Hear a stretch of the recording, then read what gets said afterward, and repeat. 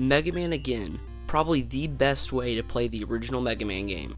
This is a free fan game that you can get online, and I mean, you've got 10 files, it's got 8 of the original Robot Masters, all the textures are redone, and it's in a full screen ratio, which is really cool. And it's even added a shop, you can change your player, and you can change your loadout. Here's an example with Gutsman's stage. As you can see, we're loading into the battle, and it has its own dialogue, which is really cool. So the fight goes on as normal, and after you get them to half health, they have an extra attack that's even more powerful, which is really fun.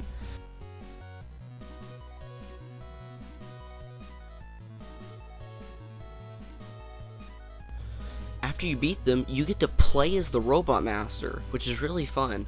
And plus, it's a new way to play the games, which is really fun. I mean, of course, Mega Man Powered Up did this, but I mean, it's in the 8-bit style, which is even cooler. And plus, you can just select them, and you can change your loadout, which is really fun. In Elecman, Cutman, Iceman, and Fireman's stage, there are extra parts of the stage that you can get to, which are based on the original Mega Man for Game Boy titles. And they have a collectible, which is one of the letters that spells out the word rock, which we will touch on later. But it's really cool to have this added in. Here's the one in Fireman's stage.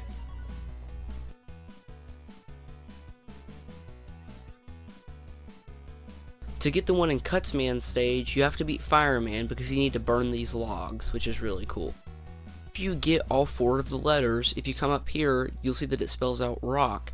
And if you go in the stage, it ends up putting you in the final stage of Mega Man for Game Boy. And after you beat the stage, you end up fighting Inker, which is the first of the Mega Man killers, which was in the Game Boy games.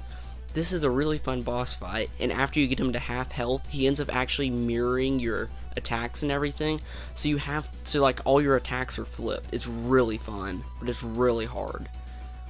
And then after you beat him, of course, you get to play as him, which is really cool.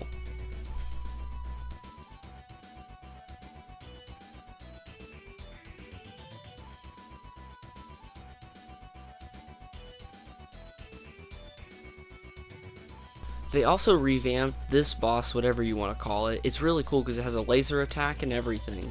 So, like, I mean, like, it used to, like, appear and disappear, but now it stays on the map. But it's a really fun challenge.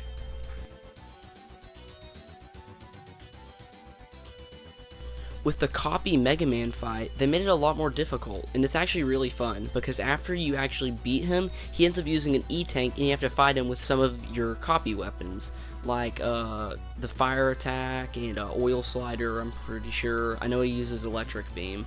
And then after you beat him, you go to the next stage, and that stage is where you have to refight all the robots, but they made it its own stage, so it's not as much of an issue. And it's really fun because you don't have to worry, because like this game doesn't have any lives, which is really fun, especially for someone who's new to Mega Man. The Wily Machine is actually pretty difficult. It took me a long time to beat, but it's actually really difficult in a good way, because it's got a lot of challenge that the first game didn't really have. I mean, like, he's throwing like hammers at you, which is really cool.